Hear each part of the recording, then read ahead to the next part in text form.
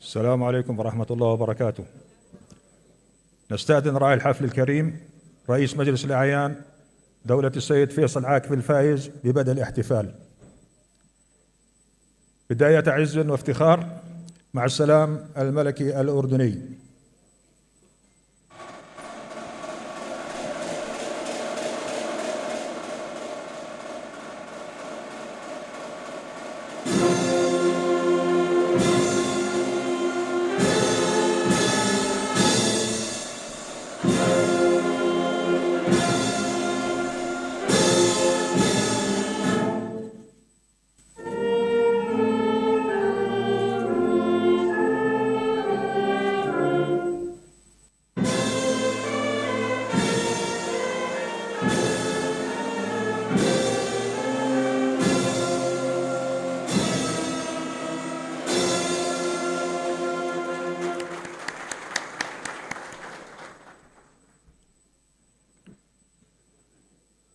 راعي الحفل رئيس مجلس الأعيان دولة السيد فيصل عاكف الفايز الأكرم، نرحب بكم بين أهلكم وفي بيتكم الجمعية الخيرية الشركسية، شاكرين لكم تشريفكم وتلبيتكم رغبتنا في رعايتكم لحفلنا هذا، فهو ما عهدناه منكم من مودة ومحبة ومشاعر نبيلة، فأهلا وسهلا بكم. أصحاب المعالي والعطوفة والسعادة، الحضور الكريم، يحتفل الأردنيون هذا العام بمناسبة غالية على قلوبهم وتاريخية بعمر مملكتنا الأردنية الهاشمية الحبيبة، تمتد من 9 من حزيران العام 1999 إلى 9 من حزيران العام 2024. نحتفل اليوم بمرور 25 عاماً على جلوس حضرة صاحب الجلالة الهاشمية الملك عبد الله الثاني بن الحسين المعظم على العرش، وتسلم سلطاته الدستورية خلفاً للراحل العظيم الملك الإنسان الحسين بن طلال طيب الله ثراه. 25 عاماً من العطاء المستمر والإنجاز المميز داخل حدود الوطن وخارجه، ونحن إذ نسجي إلى مقام حضرة صاحب الجلالة الهاشمي الملك عبد الله الثاني بن الحسين المعظم وولي عهده الأمين صاحب السمو الملكي الأمير الحسين أجمل باقات التهنئة والتباريك بهذه المناسبة. لنضرع إلى الله تعالى أن يحفظ ملكهم وأن يمد في عمرهم وأن يعينهم على مسؤولياتهم. الحفل الكريم، يأتي احتفالنا هذا في مبنى الجمعية الخيرية الشركسية، أحد بيوت الأردن الأصيلة، تحت مظلة ائتلاف رؤساء المؤسسات الشركسية الأردنية. هذا الائتلاف الذي ولد من رحم الإدراك للتطورات والتحديات والمتغيرات التي تواجه بلدنا الأردن ومجتمعنا الطيب، إدراكاً لأهمية توحيد الصفوف وتكامل الأدوار والتنسيق والتشاور بين مختلف المؤسسات الشركسية، وذلك بما يعود بالخير على مجتمعنا الشركسي وبالتالي على مجتمعنا الأردني الأشمل. فقد تداعت المؤسسات الشركسية خلال العام 2023 لتدارس هذه التطورات والتحديات، وحددت عدداً من الأولويات السياسية والاجتماعية والاقتصادية لمباشرة العمل عليها من خلال فرق عمل متخصصة قادرة بإذن الله تعالى على إيجاد الحلول لها وتجاوز عقباتها. فكان أن اتفقت ولله الحمد على تشكيل هذا الائتلاف، وتم عقد أول اجتماع له في يوم الأحد الموافق 5 من تشرين ثاني للعام 2023. تأسس هذا الائتلاف من رؤساء المؤسسات الشركسية التالية مرتبة حسب تاريخ تأسيسها: الجمعية الخيرية الشركسية تأسست في العام 1932، النادي الأهلي الأردني تأسس سنة 1944، المجلس العشائري الأردني الشركسي تأسس سنة 1962، جمعية أصدقاء شراكسة القفقاس الأردنية تأسست سنة 1993، الأكاديمية الدولية للثقافة الشركسية تأسست سنة 2010، جمعية ديوان آل أباضة تأسست سنة 2010. نادي خريجي جامعات ومعاهد نالجك تأسس سنة 2013. جمعية قامة تعاونية للمنفعة المتبادلة تأسست في العام 2014. مؤسسة كوبان قناة نارت تأسست سنة 2015. منتدى الحاكمية والحقوق تأسس سنة 2017. جمعية الرواد الأوائل ديوان شراكسة عمان تأسس سنة 2018. الهيئة الشبابية الأردنية الشركسية تأسست عام 2018. كلمة ائتلاف مؤسسات الشركسية يلقيها أكبر الرؤساء سنا سعادة العين خير الدين هاكوز، فليتفضل.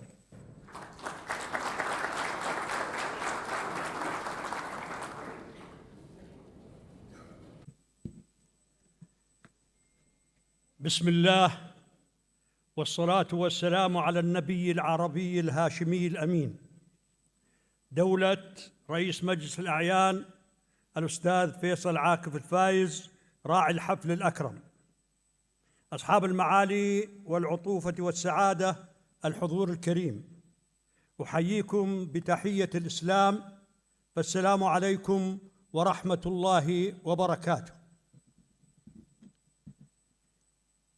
بهذه المناسبة الوطنية الأردنية التي نحتفل فيها اليوم وبرعايتكم، أبارك لدولتكم وللدبلوماسية البرلمانية الأردنية باسم العشائر الشركسية والمؤسسات الشركسية الأردنية وسام التميز العربي من الدرجة الأولى الذي منح لدولتكم من البرلمان العربي تقديراً لجهودك ودورك المتميز في تعزيز العمل البرلماني الوطني وتفعيل الدبلوماسية البرلمانية للنهوض بالعمل البرلماني العربي، وتقديراً لمواقفك العروبية الداعمة للقضايا العربية والإسلامية، وعلى رأسها القضية الفلسطينية.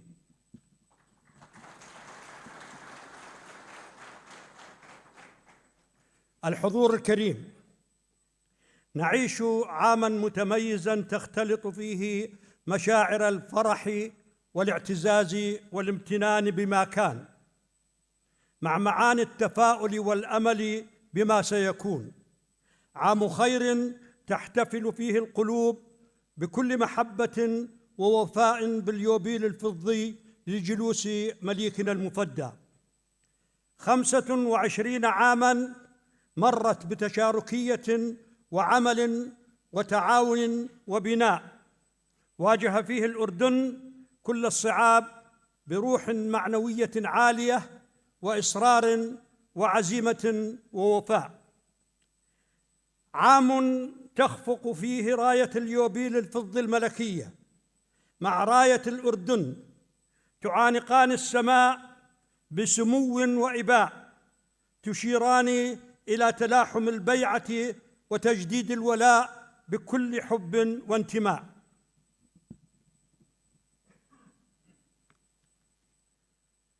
السيدات والسادة، مما لا يخفى عليكم وعلى كل صادق نبيل بأنه وقبل تأسيس الإمارة منذ أكثر من 100 عام تفتخر جميع العشائر الشركسية وأبناء المجتمع الشركسي ومؤسساته بالانتماء لتراب هذا الوطن والالتفاف حول قيادته الهاشمية الأصيلة، تفاخر بما حققه الأجداد واستمر عليه الآباء وحمله الأبناء ليواصلوا به الإرث والسمعة الطيبة، معاهدين الله والوطن بأنهم سيبقون الجند المخلصين الأوفياء للعرش الهاشمي ولحمى الأردن الغالي،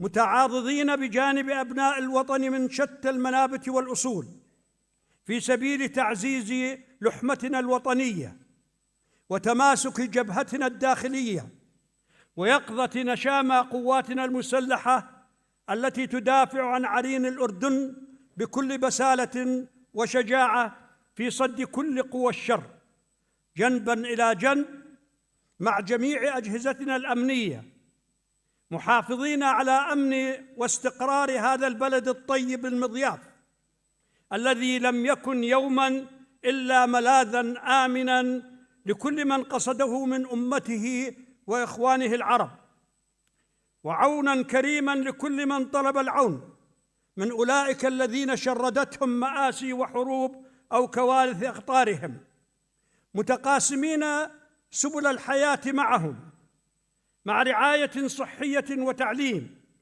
يشعرونهم بالأمن والأمان، ويستقطبون كل الدعم الدولي لهم، ذلك كله نابعاً من عروبيته وهاشمية قيادته وحرصاً على حس المسؤولية والإنسانية.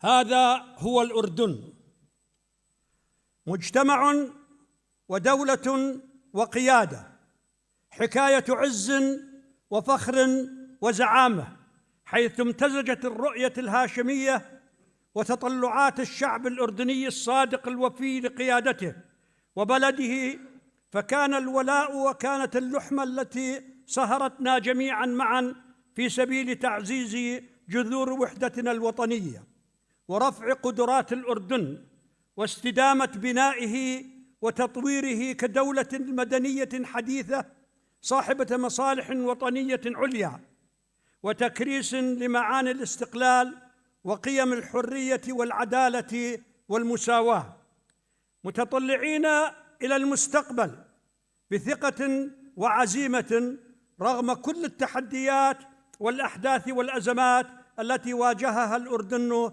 خلال مسيرته. وتمكن خلال ربع قرن من أن يحقق إنجازات وضعته ضمن الدول المؤثرة والحاضرة بقوة على الساحة الدولية ذات الكلمة المسموعة، وحملت للأردن والأردنيين التقدم والازدهار والتحديث السياسي والإداري والاقتصادي، وتعزيز مسيرة الديمقراطية والفصل بين السلطات ومكافحة الفساد وتحسين بيئة الاستثمار والاهتمام بالتعليم والصحة. الحضور الكريم، إننا اليوم إذ نثمن مواقف جلالة الملك عبد الله الثاني بن الحسين في العدل وإحقاق الحق ودعم القضايا العادلة، وخاصة القضية الفلسطينية وحماية المقدسات بموجب الوصاية الهاشمية، والوقوف بجانب الأهل في فلسطين وفي غزة هاشم لوقف العدوان الغاشم المخالف لجميع الشرائع السماوية والقوانين الدولية والقيم الإنسانية، ورفع الظلم عنهم وإيصال المساعدات لهم. نؤكد نحن العشائر الشركسية الأردنية وقوفنا خلف قيادتنا الحكيمة، ونؤيد جميع الإجراءات التي قامت بها الدبلوماسية الأردنية العريقة، وبتوجيه وقيادة وإيعاز من جلالة الملك بكل ما يتعلق بفلسطين الحبيبة وغزة هاشم.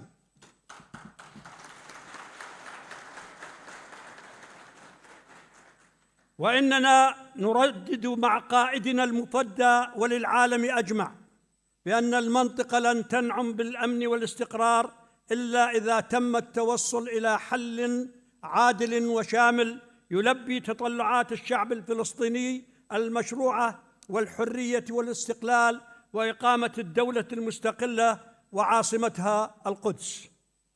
حمى الله مليكنا الغالي وولي عهده الأمين، وحفظ الله الأردن وطناً منيعاً آمناً مستقراً، ونسأله تعالى بأن يحقق للشعب الأردني العزيز تطلعاته ورفعته، ويبعد عنه كل سوء، وأن يحقق له أمانيه بكل قوة وتقدم وازدهار. وكل عام وجلالة الملك والهاشميين والشعب الأردني بألف خير، والسلام عليكم ورحمة الله وبركاته.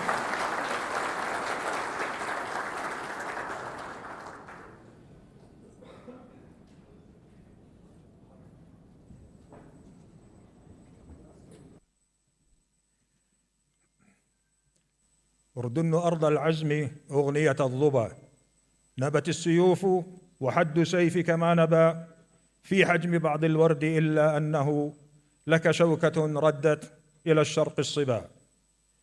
25 عاما مضت منذ أن انطلق النسر الهاشمي الأبي وحلق في سماء الأردن والعروبة، عابرا جميع الحدود والمسافات شرقا وغربا شمالا وجنوبا، ومتحليا بالصبر والحكمة وبعد النظر، مسطرا سيرة عطرة لوطن تبخرت على عتباته أحلام طامعين ومكائد حاسدين. نتابع هذا الفيلم القصير الذي يحكي إنجازات 25 عاما مضت لملك شجاع ووطن مرابط.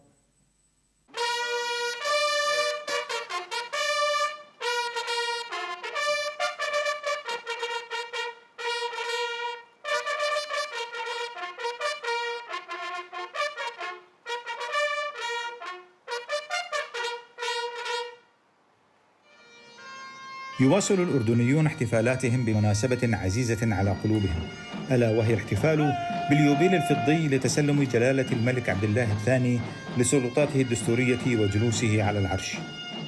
وتعد هذه المناسبة مهمة جدا لأبناء الوطن، حيث تسلط الضوء على الإنجازات التي تحققت خلال ربع قرن بهمة وحكمة وقيادة جلالته. فقد شهد الأردن نمواً وتطوراً كبيرين على مختلف الأصعدة مكنته من دخول المئوية الثانية بكل ثبات وبإنجازات سياسية واقتصادية وتنموية شاملة.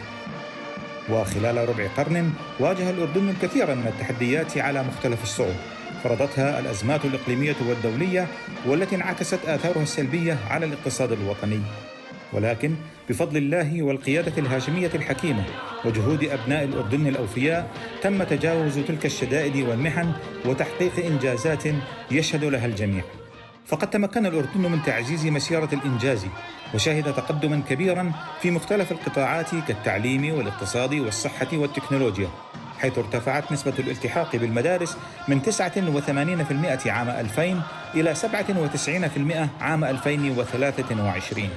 كما ارتفعت نسبة استخدام الإنترنت من 3% عام 2000 إلى 88% العام الماضي، مما يعكس التطور الكبير في البنية التحتية الرقمية وتعزيز استخدام التكنولوجيا بشكل أفضل. كما نما الناتج المحلي الإجمالي من 8 مليارات و400 مليون دولار عام 99 إلى 45 مليارا ونصف المليار دولار عام 2023.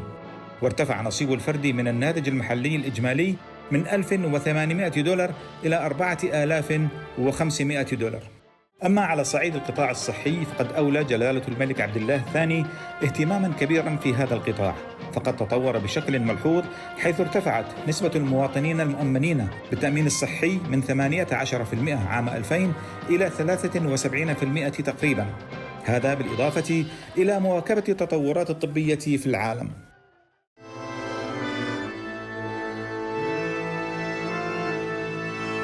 يعد الشراكسة في الأردن جزءاً رئيسياً من النسيج الوطني الأردني، فقد ساهموا في بناء الوطن وتنميته منذ عهد التأسيس، ولا زالت لهم إسهامات بارزة في بناء الأردن ومسيرة التنمية والتحديث. فالشراكسة كانوا في طليعة من استقبل الملك المؤسس عبد الله الأول وخدموا الوطن بإخلاص وتفان. كما ينشط الشركس في الأردن في العديد من القطاعات الاقتصادية كالأعمال التجارية والصناعة وإنشاء المشاريع التجارية وريادة الأعمال والابتكار، إضافة إلى المشاركة في العديد من النشاطات الرياضية. وتعتبر الهجرة الشركسية إلى الأردن من أهم الأحداث التاريخية التي ساهمت في تشكيل المجتمع الأردني، فقد استقر الشراكسة في مناطق عمان ووادي السير وناعور وجرش ورصيف وسويلح، وساهموا في تنمية تلك المناطق وتطويرها وجذب السكان المحليين إليها.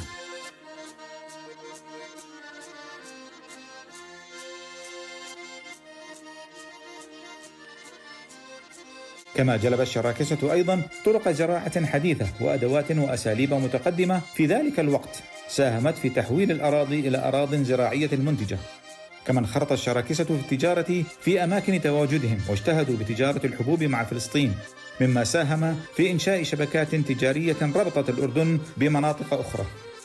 أيضا خدم الشراكسة في الجيش العثماني قبل تأسيس إمارة شرق الأردن، وبعد قدوم الملك عبد الله الأول طيب الله ثراه قاموا بتشكيل فرقة من الفرسان تطوعت للعمل مع الملك، وما تزال هذه الفرقة لغاية الآن تقوم بواجبها في القصر الملكي العامر. وبعد تأسيس إمارة شرق الأردن أصبحوا جزءاً من القوات النظامية وتقلدوا مناصب مهمة في قيادة هذه القوات، وساهموا في حماية الحدود والحفاظ على الأمن الداخلي، كما قدموا الكثير من الشهداء في حروب الجيش العربي الباسل مع الاحتلال الإسرائيلي. ورغم اندماجهم الكبير والناجح مع المجتمع الأردني، حافظ الشراكسة على لغتهم وعاداتهم، حيث يحتفل المجتمع الشركسي في الأردن بتراثه من خلال المناسبات الثقافية والوطنية.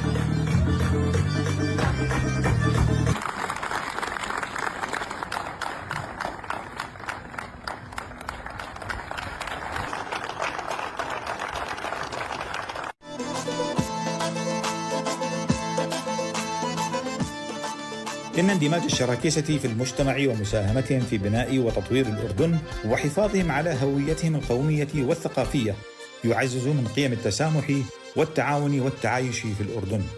هذا الاحتفال يمثل شهادة وتأكيدا على العلاقة المتينة بين الملك وشعبه، وعلى رؤية جلالته الثاقبة لمستقبل أكثر إشراقا وازدهارا للأردن. حمى الله الأردن أرضا وقيادة وشعبا في ظل حضرة صاحب الجلالة الهاشمية الملك عبد الله الثاني وولي عهده صاحب السمو الملكي الأمير الحسين بن عبد الله الثاني، وكل الحب والفخر للأردن الغالي.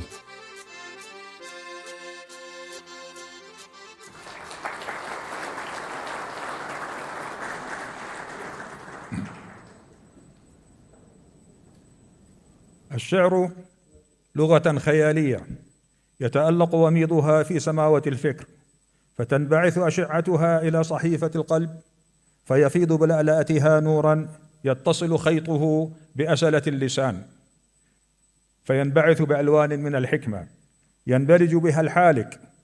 هكذا عرف الشاعر محمود سامي البارودي الملقب برب السيف والقلم الشعر، ويرى أن وظيفته هي في تهذيب النفوس وتدريب الأفهام وتنبيه الخواطر إلى مكارم الأخلاق.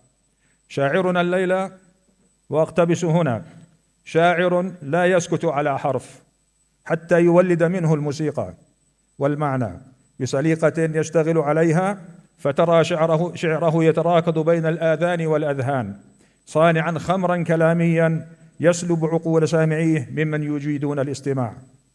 كيف لا وهو القائل في عمانيته: عمان يا كل الفؤاد ونبضه، يا وردنا الغافي على الوجنات، عمان يا روح القصائد عندما يتلعثم العشاق بالكلمات، لا قبلك أنت قبل وجودنا، كنت اختلاط العطر بالنسمات، أنت المحبة كلها فتناثري في الكون إكليلا من القبولات. مع شاعر الأردن السيد علي الفاعوري، فليتفضل.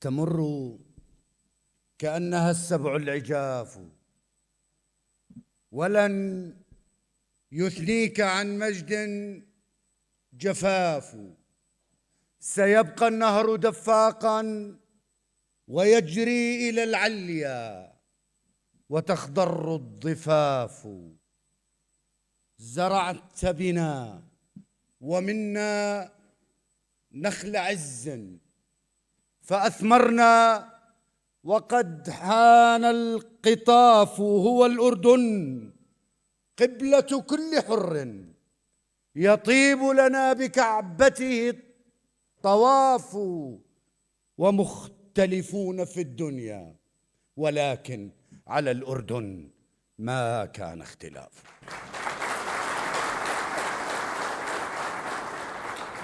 دولة راعي الاحتفال السيد فيصل عاكف الفايز، رئيس مجلس الأعيان الأفخم، أصحاب السعادة والعطوفة، أصحاب المعالي والسعادة والعطوفة، الحضور الكريم، مساؤكم خير وبركة، مساء أردني بامتياز. وإلى صاحب هذا العيد، هذا العام المليء بالأعياد، عام اليوبيل الفضي، إلى سيدي صاحب الجلالة الهاشمية الملك المفدى، أقول: شتان بين المالكين رقابا، والمالكين بخلقهم البابا، شتان بين الناشرين حرابهم والناثرين على الفؤاد رضابا، المشرعين قلوبهم كبيوتهم، والقابضين شعوبهم إرهابا، الكاتبين المجد سطر مهابة، سفرا يطاول في السماء سحابا، الطالعين كما الضياء بفجرنا من بعد ما كان الصباح يبابا. يا شيخنا القرشي، هذا وجهكم في نوره قد أعجز الكتاب، لله در بهاك يبدي عطره ويقيم دون الآخرين حجابا، حاورته فتقاطرت قطراته في أضلعي فضممته فانساب، فتشت في كتب المفاخر سيدي عما يشابه، ما وجدت كتابا. ماذا يقول الشعر في نفحاتكم؟ والشعر في نفحاتكم قد طاب درر القوافي الحاملات محبتي، تشدو بعزك جيئة وذهابا، أنفقت كل الشعر أطمع أن أفي، أنفقت لكن ما بلغت نصابا. يا شيخنا القرشي، يا شيخنا القرشي، هذا ذكركم ينساب عطرا أبطحا وشعابا، هذه مفاخر جدكم، هذه مفاخر جدكم قد أينعت في الأمتين وأزهرت أطنابا، حملت إرث الخالدين محبة وتسامحا وكرامة وصلابا، وملأت سمع الكون يا ابن نبينا، لله درك شامخا ومهابا. يا خير من زان الفخار عباءة، وأجل من وطئ الثرى أنسابا، المجد مر على الرجال تجاوزا، وأتى على اسمك فارتداه ثيابا. يا سيفنا القرشي، حدك لم يزل حد الكرامة صارما ما حابا، هذا العرين اليعربي يضمنا، فعلام ننشد غيره إعجابا، تفنى فدى الأردن كل حياتنا، ونشيب نحن لكي يظل شبابا، والشعب حولك يا حبيب عيونه درعا يطوق بالزنود ترابا، والجيش جيشك إن دعوت، الشعب حولك يا حبيب عيونه درعا يطوق بالزنود ترابا، والجيش جيشك إن دعوت رماحه يلتف حولك عسكرا وحرابا، الكل يرفع فوق هام شموخه وطنا تسيج بالرجال فطابا. الخير يا ابن الأكرمين دليله من بيتك المفتوح بابا بابا، والحب يبدأ بالقلوب، فكلما مرت بذكرك سبلت أهدابا، إنا نحبك فارسا ومعلما إن أرسل الرمي السديد أصاب. إنا نحبك فارسا ومعلما إن أرسل الرمي السديد أصاب. فلتعذر الكلمات حين تعثرت في حضرة الملك العظيم جنابا. لم يبق إلا أن أسلم سيدي يا رب، واجعل للدعاء جوابا. أن يحفظ الله المليك بحفظه، فهو العلي ولا يرد طلابا. شكرا جزيلا.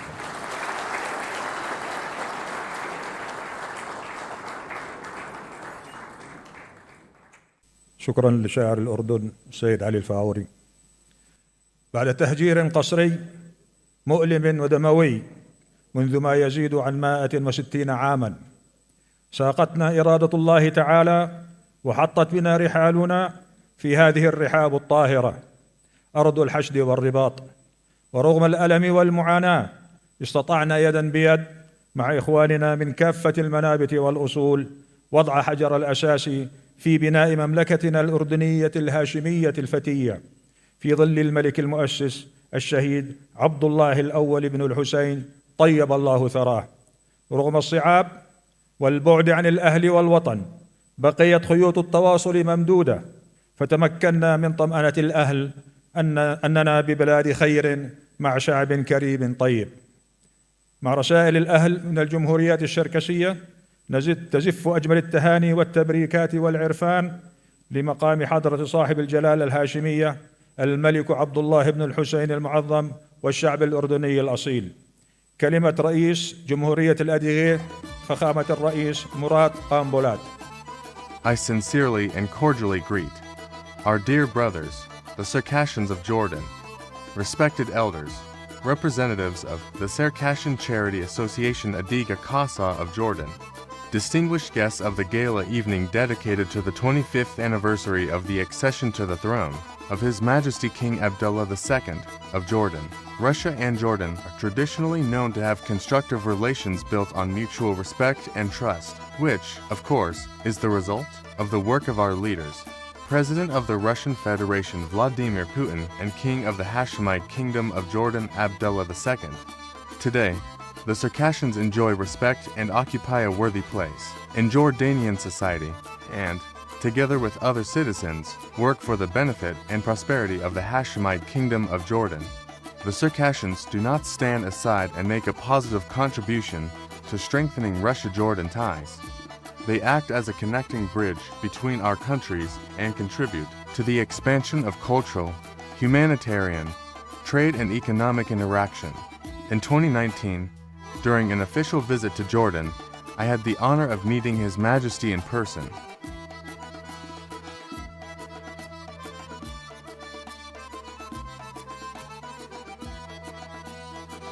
The result of the meeting was the implementation of joint initiatives in cultural, medical, and educational spheres. Taking this opportunity with great satisfaction, from myself personally and on behalf of the multinational people of the Republic of Adygea, I would like to congratulate His Majesty King Abdullah II on the 25th anniversary of his accession to the throne, express gratitude to King Abdullah II and members of the royal family for their constant attention to our compatriots in Jordan, and wish His Majesty and citizens of Jordan health, peace, well-being, and prosperity. The head of the Republic of Adygea, Murat Kumpulov.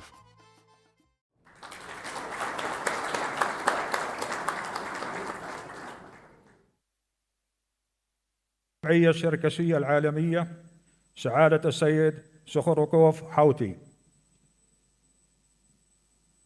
زرحلين عبد الله يدوانم ابن الحسين الهاشمي يردانيم يباشتحم يردان هاشمي يباشتقوم يتسخبم أفو غزاوة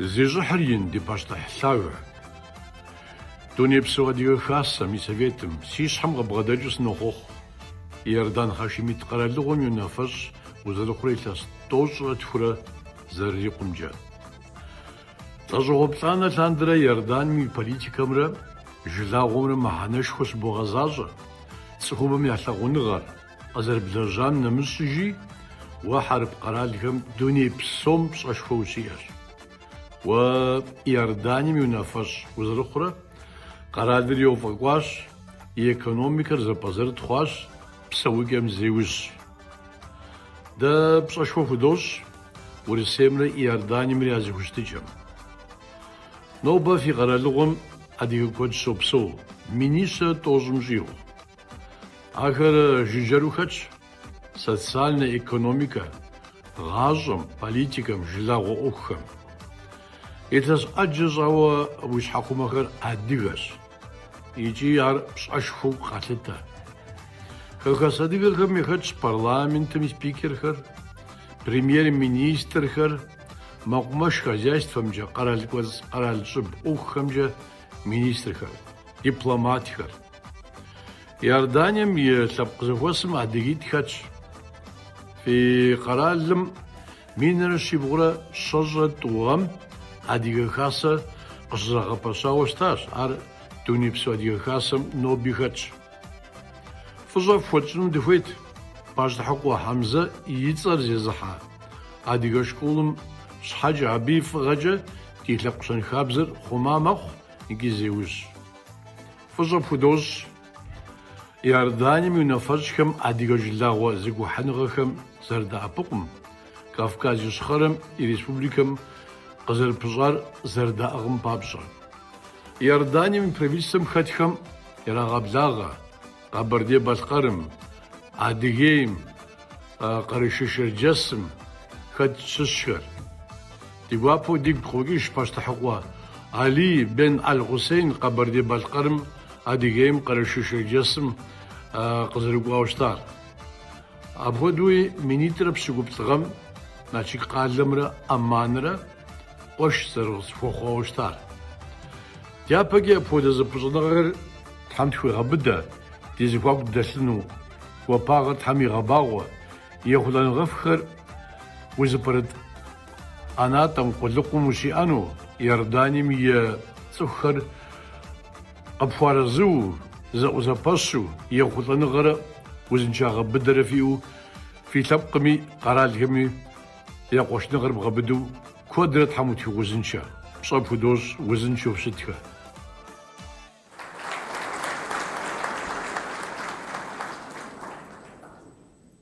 من أرض الأجداد إلى لواء وادي السير وكلمة سعادة الدكتور محمد مهيرات عضو مجلس الأمانة فليتفضل.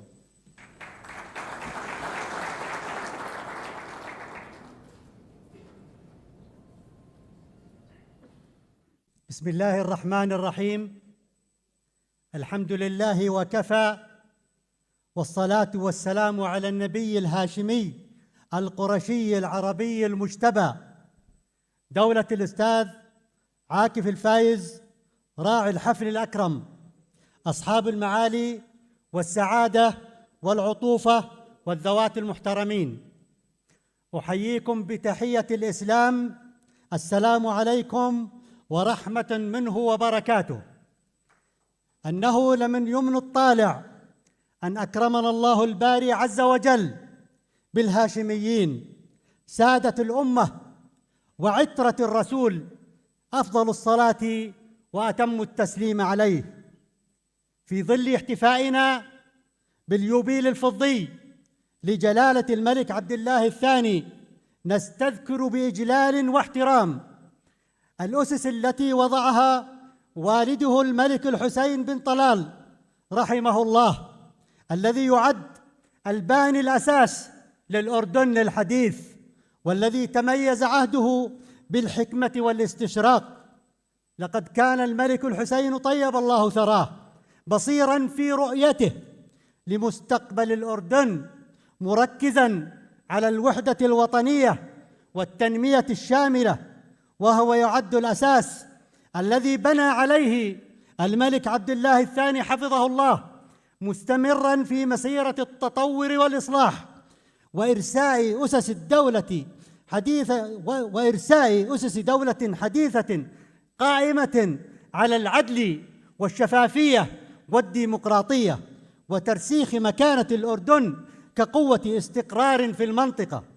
وها نحن في هذه الأيام المباركة نحتفل بالعيد الفضي لتسليم جلالة الملك عبد الله الثاني بن الحسين المعظم سلطاته الدستورية، ولنا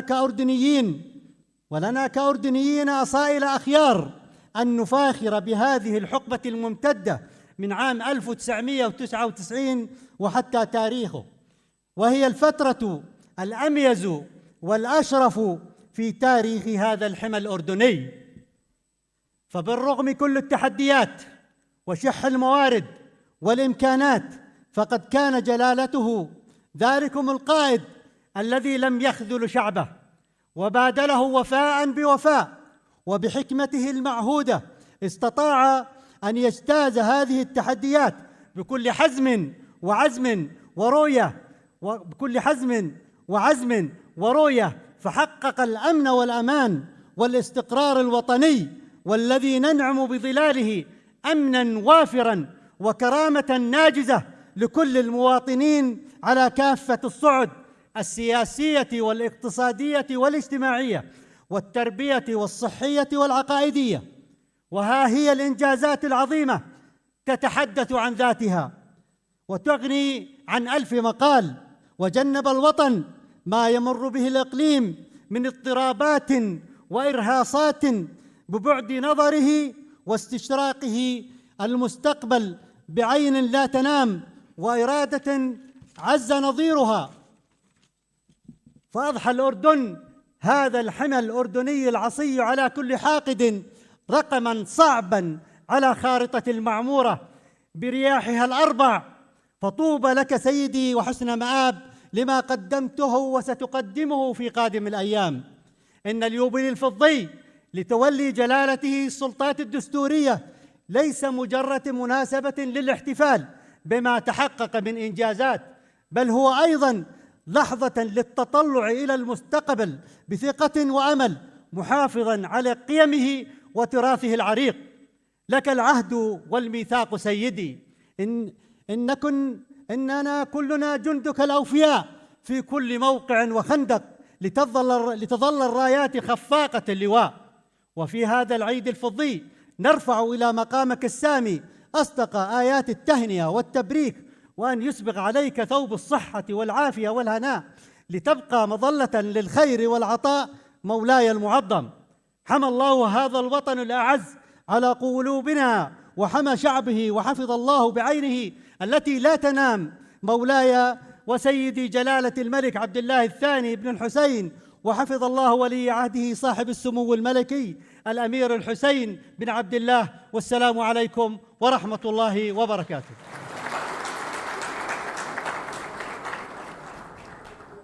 شكرا سعادة محمد مهيرات. هو من الشباب المثابر، أنعم الله عليه برحمة الإحساس المرهف والتذوق والبصيرة، فانطلقت أنامله تنسج خيوطا ذهبية من موسيقى تنساب كالنسمة، تحلق بجناحيها كنسر على كتف الريح، تغازل صخور الوادي وتلهو برجع الصدى، مع عازف الأكورديون المبدع السيد إبراهيم شوباش، ومعزوفة خاصة أعدها لهذه المناسبة.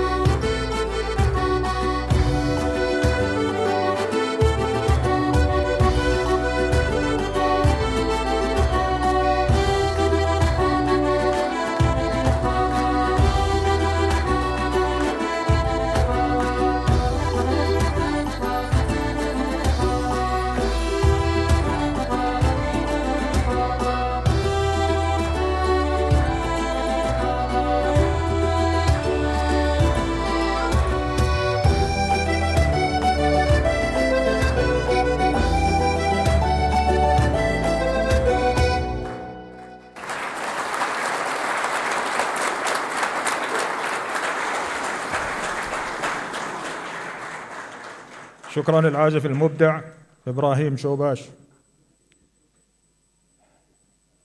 سنة الحياة أن يسلم الآباء الراية للأبناء، فهم أمل المستقبل وعدته، وهم وسيلة التقدم والاستمرار، وهم ضمانة تحقيق الأهداف والبناء. أقتبس من كلمة لجلالة الملك المفدى في إحدى خطب العرش حين قال: وستولي الشباب هم عنصر الأكبر في المجتمع، ولا بد من تفعيل دورهم الرائد في العمل العام، وستولي الحكومة الاهتمام اللازم لدعم الهيئات الشبابية وتوسيع مجالات المشاركة والمساهمة في إعداد البرامج والخطط لتنمية النشاط الشبابي الحر والمساهمة في مسيرتنا الوطنية بكل مجالاتها. مع كلمة مشتركة من الآن سرايا غبج والسيد ينال بروقة وكلمة الشباب، فليتفضلوا.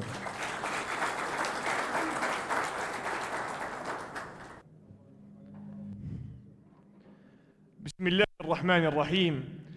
الحمد لله الذي أنشأ وبرى وخلق الماء والثرى وأبدع كل شيء وذرى، لا يغيب عن بصره صغير النمل في الليل إذا سرى، ولا يعزب عن علمه مثقال ذرة في الأرض ولا في السماء ولا تحت الثرى. نحمده سبحانه على نعمه التي لا تحصى، ونصلي ونسلم ونبارك على سيدنا محمد المبعوث في أم القرى. رئيس مجلس الأعيان دولة السيد فيصل الفايز راعي الحفل الأكرم، أصحاب المعالي والعطوفة والسعادة، أيها الحضور الكريم، نحييكم بتحية الإسلام، فالسلام عليكم ورحمة الله وبركاته. إن الأوطان تبنى بسواعد الرجال التي لا تلين، وبالأيادي الصادقة القاهرة لكل الحاقدين، وبنساء مرابطات مكافحات يشعرن بالمجد عندما ينجبن طفلا أمين. أما عن الشباب فقد جاءوا ليكملوا مسيرة الآباء والأجداد، فمنهم من يصنع السهول والحقول، ومنهم من يصنع المجد والعلوم. نجتمع اليوم لنستعرض عن ما حققناه في قطاع الشباب الأردني الذي شهد تحولات جذرية في عهد جلالة الملك عبد الله الثاني.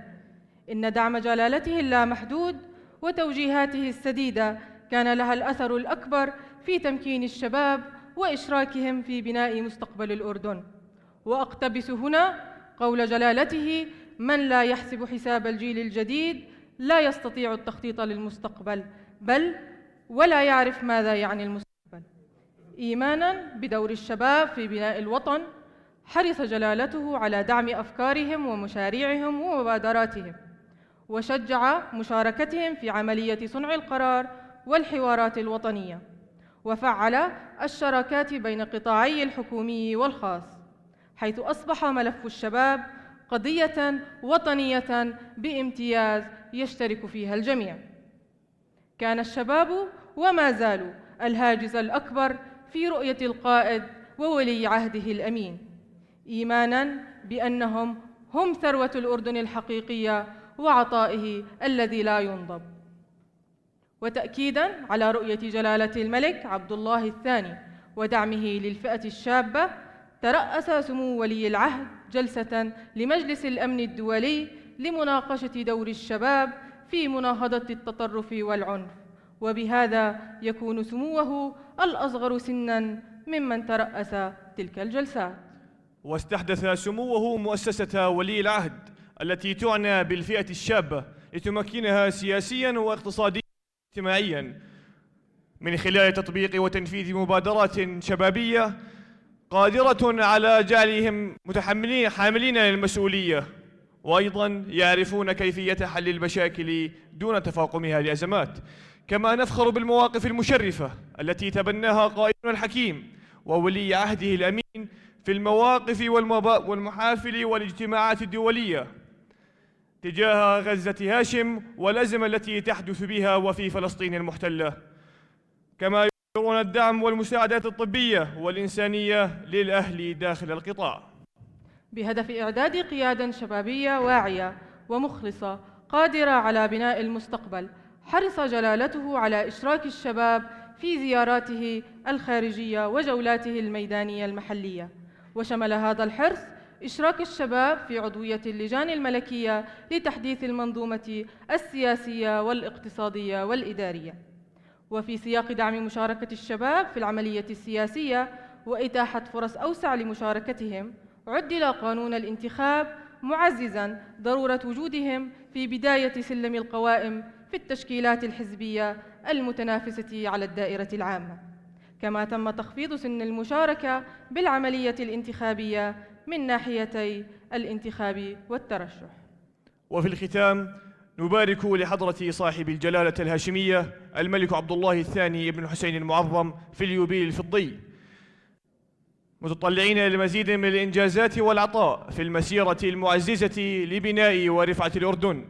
حمى الله وطننا قيادة وشعبا، ودام علينا نعمة الأمن والأمان في ظل القائد الأعلى للقوات المسلحة الأردنية وجنوده البواسل الساهرين لحمى هذا الوطن الواقفين ضد كل عدوان غاشم. والسلام عليكم ورحمة الله وبركاته.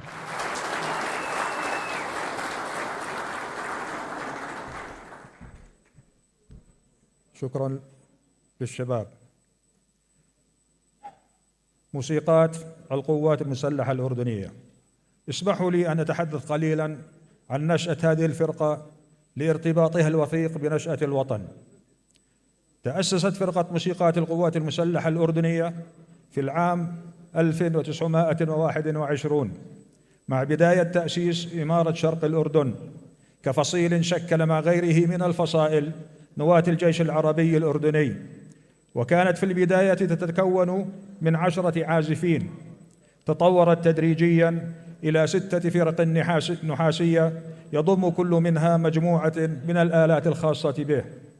ولصقل مهارات العازفين ورفع مستواها لدرجة الاحترافية تم في العام 1954 تأسيس مدرسة موسيقى القوات المسلحة الأردنية يلتحق بها المنتسبون للفرقة لمدة عامين، يتخرجون منها بدرجة دبلوم موسيقى، ويبتعثون بعدها بدورات لمدارس موسيقية عالمية.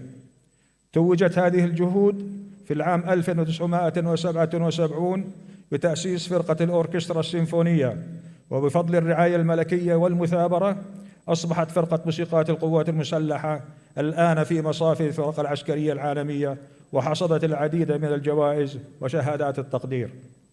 الحفل الكريم، إذا كانت الموسيقى العسكرية وجدت لرفع المعنويات وإثارة الهمم، فإنها قد غدت اليوم إحدى وجوه الهوية الوطنية المعبرة عن رقي الوطن ونبل مسعاه وغنى إرثه وإنسانيته، خصوصاً وأن الجيش العربي المصطفوي هو الجامع والحاضنة للقيم الوطنية التي تأسس عليها الوطن. مع معزوفة فرقة القرب موسيقات القوات المسلحة، فليتفضلوا.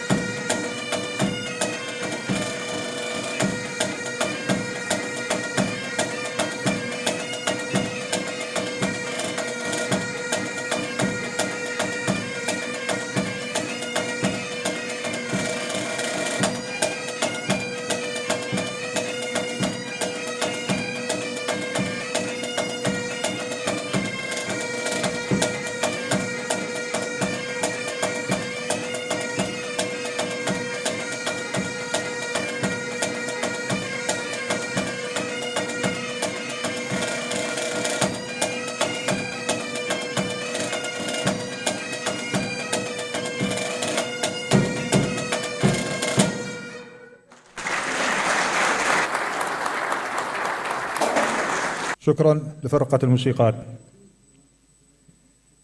على مساحة الوطن وفي كل جنباته كان وما يزال متواجدا في كل زاوية ومنعطف، ورث العهد والوفاء كابرا عن كابر، ترك أثرا إثر أثر في كل مواقع التي كلف بحمل أمانتها، فأدارها باقتدار وإخلاص.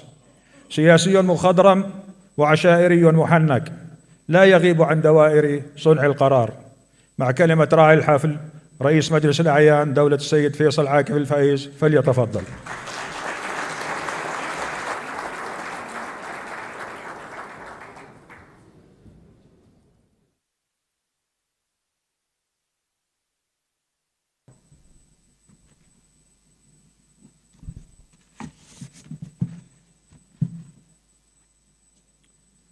بسم الله الرحمن الرحيم، والصلاة والسلام على سيد المرسلين محمد النبي العربي الهاشمي الأمين. السادة أعضاء ائتلاف المؤسسات الشركسية الأردنية، السادة رئيس وأعضاء المجلس العشائري الشركسي الأردني، السيدات والسادة الحضور الكريم، السلام عليكم ورحمة الله وبركاته. أقف اليوم بين إخوالي وربعي وعزوتي لنحتفل معا بأعيادنا الوطنية، ودرتها هذا العام الاحتفال باليوبيل الفضي لتسلم جلالة الملك عبد الله الثاني سلطاته الدستورية. هذا الاحتفال الذي يقام باسم مجلس ائتلاف المؤسسات الشركسية الأردنية، هذه العشائر الكريمة التي لم تكن في يوم من الأيام إلا في خندق الوطن، وجزءاً أصيلاً من مكونات نسيجنا الاجتماعي، وساهمت في نهضة الأردن ورفعته، ودافعت بقوة وصلابة عن ثوابتنا الوطنية. فنحن جميعاً كأردنيين من مختلف أصولنا ومنابتنا وأعراقنا نفتخر بقوة بمتانة نسيجنا الاجتماعي وتماسك جبهتنا الداخلية، ونعتز بوقوفنا صفاً واحداً في مواجهة أعداء الوطن وهم كثر، ونمضي بعزم قائدنا المفدى جلالة الملك عبد الله الثاني نحو العلا بخطى واثقة لمواصلة مسيرة البناء، وجباهنا بعون الله وهمة قائدنا مرفوعة شامخة عالية. الحضور الكريم، بينما تعيش منطقتنا صراعات أمنية وأزمات سياسية وحالة من الفوضى، ينعم الأردن بالأمن والاستقرار، ويحتفل الأردنيون بمناسباتهم الوطنية وهم يشعرون بالزهو والشموخ، رافعين الرأس عالياً اعتزازاً بوطنهم وبقائدهم العظيم جلالة الملك عبد الله الثاني، الذي قاد سفينة الوطن إلى بر الأمان بحكمته وشجاعته وحنكته السياسية. ويواصل الأردن بعزم مليكنا ورؤيته الحكيمة بناء الدولة العصرية الحديثة.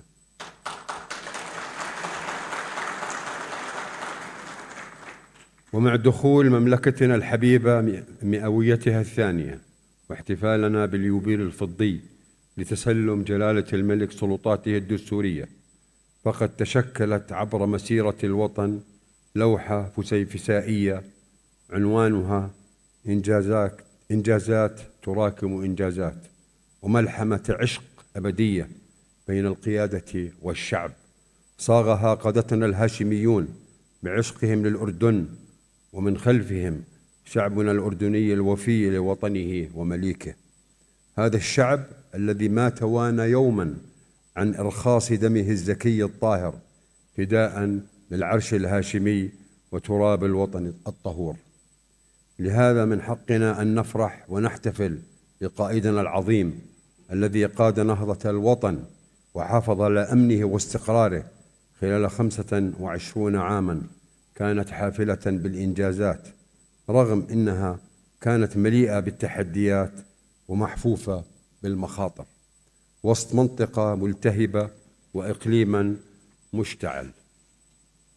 وجلالة الملك الذي بادل شعبه الوفاء بالوفاء قال جلالته في خطابه يوم الاحتفال بمناسبة اليوبيل الفضي: إنني منذ أن توليت أمانة خدمة هذا الوطن وأنا أرى في الأردن الشامخ رجالا ونساء وشبابا بجباه مرفوعة وهامات عالية وقيم أصيلة، وأرى إخلاص معلم أدى أنبل رسالة ليبني جيلا، وإصرار شاب بادر وأنجز ليبني الوطن، وأرى فيهم شجاعة الجندي الذي سارع نحو الحدود لنجدة أم وأطفالها ليصلوا بر الأمان، وإنسانية الطبيب الذي لم يتردد ولو للحظة عن مساندة أشقائه تحت القصف ووسط المعارك.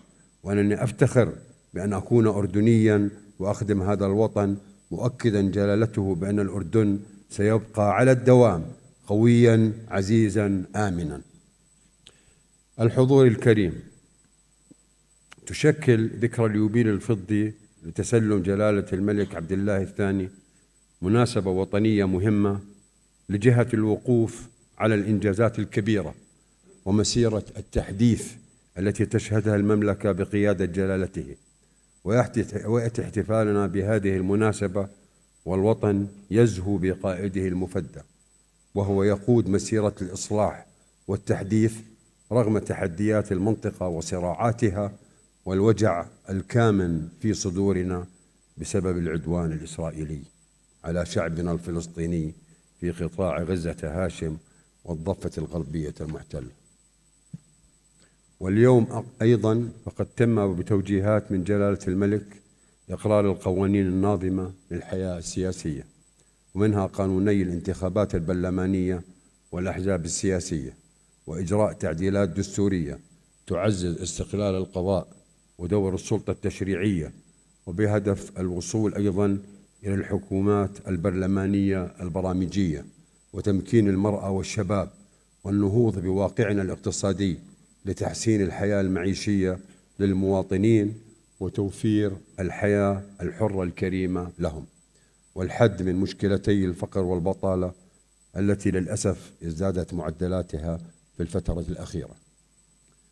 فلا أحد ينكر بأننا نواجه تحديات اقتصادية عصيبة وظروف صعبة بسبب الأوضاع المحيطة بنا، لكننا سنتجاوزها بعزمنا وإصرارنا وبهمة قائدنا جلالة الملك عبد الله الثاني الذي يبذل كل جهد ممكن لتوفير الحياة الكريمة للمواطنين.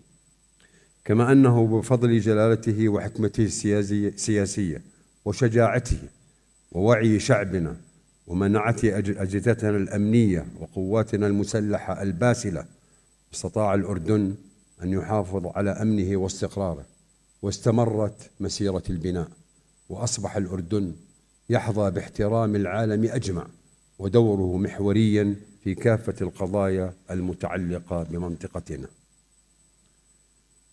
لقد سطر الأردنيين في غمرة احتفالاتهم بهذه المناسبة الوطنية أروع صور الوفاء للوطن ولجلالة مليكهم المفدى عبد الله الثاني الذي بادلهم الحب بالحب، مؤكدا جلالته اعتزازه بشعبه الأردني الذي قال عنه إنه يباهي به العالم لمواقفه وإنسانيته وأخلاقه النبيلة.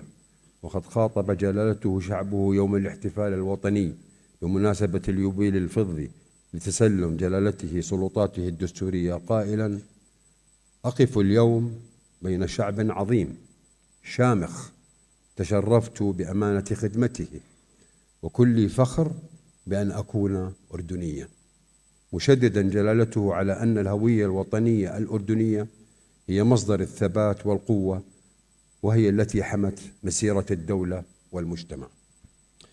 الحضور الكريم، علينا ونحن نحتفل بهذه المناسبة أن نلتف حول مليكنا المفدى لمواصلة مسيرة الوطن التي تحتاج إلى سواعد الجميع، وللوصول بهمة قائدنا إلى المستقبل المنشود، والأردن الذي نريد أن يكون الأجمل والأبهى، الأردن الذي نبنيه ونشيده بحكمة مليكنا وإرادتنا الحرة الصلبة وانتماؤنا لثرى الأردن الطهور، لتستمر المسيرة بخطى ثابتة وواثقة نحو المستقبل الأكثر إشراقا وقوة، وليستمر الأردن بقيادته الهاشمية جدارا صلبا في وجه كل معتد أثيم.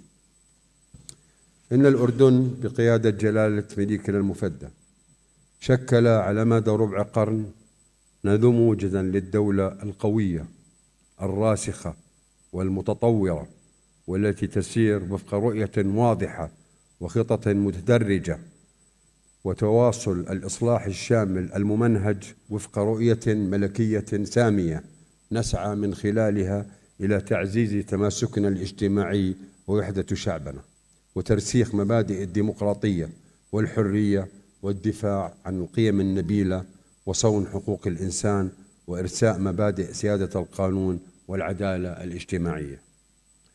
وقد أكد جلالة الملك أيضا بأن مراكمة الإنجازات ومواصلة النجاح يعتمد على المواهب والكفاءات والقدرات البشرية، وهذا هو بترول الأردن، مؤكدا جلالته ضرورة الاستمرار في التحديث الشامل لبناء الأردن الأقوى، وأن الرهان يستمر على المواطن الأردني في تحمل مسؤولية إنجاح مسيرة الإصلاح والتحديث، والتي ستكون الانتخابات النيابية المقبلة أبرز معالمها للانتقال بالأداء البرلماني والحكومي إلى مستوى العمل البرامجي المؤسسي.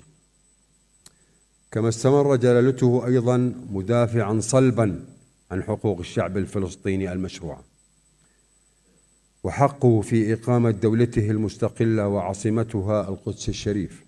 واليوم يواصل جلالته مساعيه على مختلف الأصعدة والمنابر الإقليمية والدولية لوقف العدوان الإسرائيلي الغاشم على شعبنا الفلسطيني في قطاع غزة والضفة الغربية المحتلة، وما تزال القضية الفلسطينية وحقوق الشعب الفلسطيني أولوية لدى جلالة مليكنا المفدى.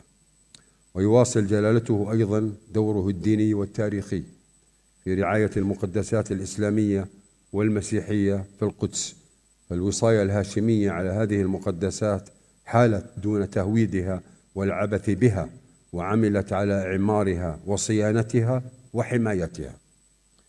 هذا هو مليكنا المفدى عبد الله الثاني الذي من حقنا أن نفاخر به. هذا هو مليكنا، عنوان عزتنا ومجدنا، والذي بفضله يكبر الأردن يوما بعد يوم ويحقق الإنجازات تلو الإنجازات. ومن أكبر الإنجازات التي تحققت في عهد جلالته هي قدرة جلالته بحكمته وشجاعته المحافظة على أمن الوطن واستقراره وسط هذا اللهيب المشتعل من حوله وحالة التشتت والضعف التي تمر بها أمتنا العربية.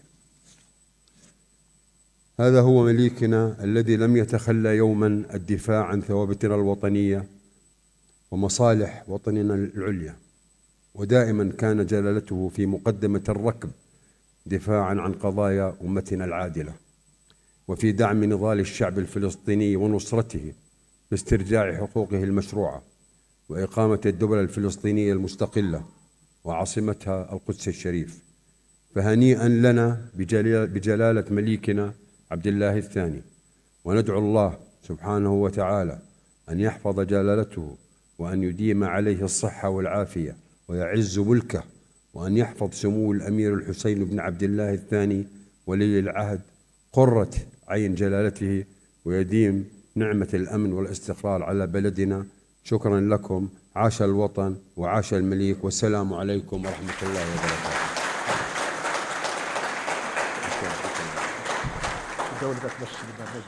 يتفضل راعي الحفل الآن بتقديم دروع ائتلاف المؤسسات الشركسية للمشاركين في هذا الحفل.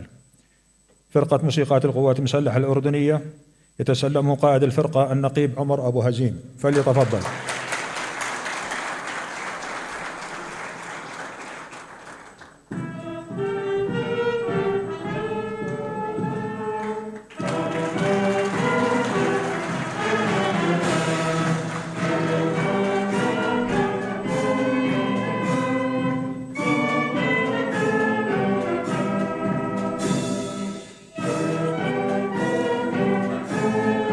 شاعر الأردن السيد علي الفاعوري، فليتفضل.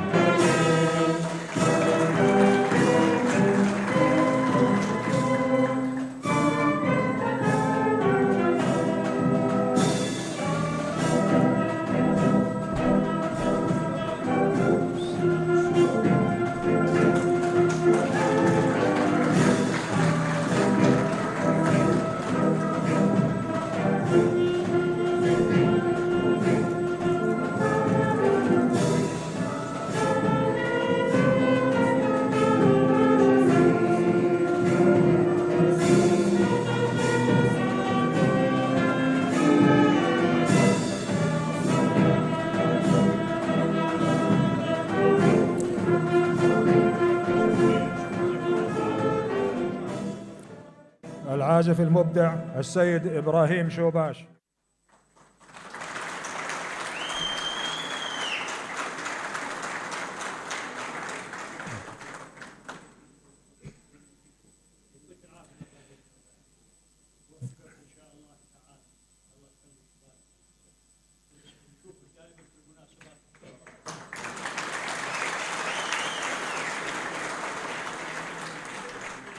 درع ائتلاف المؤسسات الشركسية يقدم سعادة العين خير الدين هاكوز لراعي الحفل رئيس مجلس الأعيان دولة السيد فيصل عاكف الفايز.